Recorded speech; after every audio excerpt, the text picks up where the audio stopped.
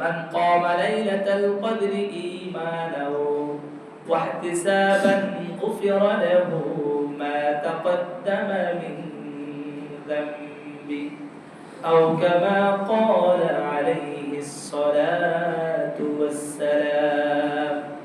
বুখারীর বর্ণনা 101 নম্বর হাদিসের মধ্যে নবী বলেন, মান ক্বামা লাইলাতাল কদরি ঈমানান ওয়া ইহতিসাবান গুফিরা লাহু মা তাকদ্দামা মিন যামবি।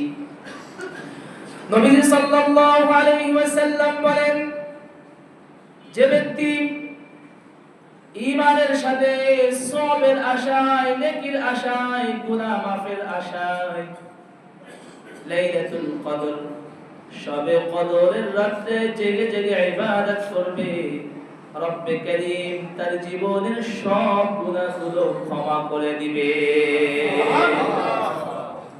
আমরা হাদিস থেকে একটা আমল পাই না, এই রাতে ইবাদত বন্দেগীর মধ্য দিয়ে সময়কে অতিবাহিত করা। 2 নম্বর হাদিস থেকে আমরা শুনব,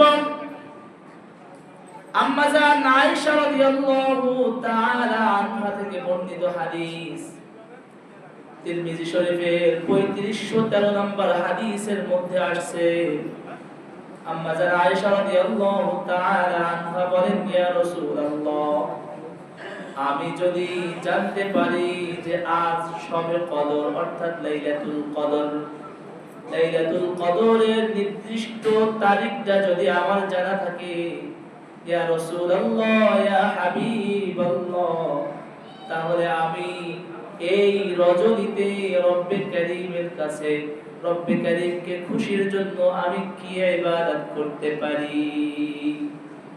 নবীজি সাল্লাল্লাহু আলাইহি ওয়াসাল্লাম জানিয়ে দিলেন, আয়েশা শোনো, সত্যি তুমি যদি এমন জানতে পারো যে আজ লাইলাতুল কদর, শবে কদর, তাহলে তুমি রব্বে কারীমের কাছে একটা দোয়া করবে।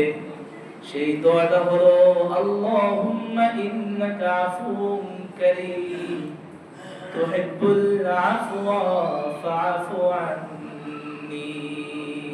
বলি, আল্লাহুম্মা ইন্নাকা আফুউন কারীম তুহিব্বুল আফওয়া ফাআফু আন্নী।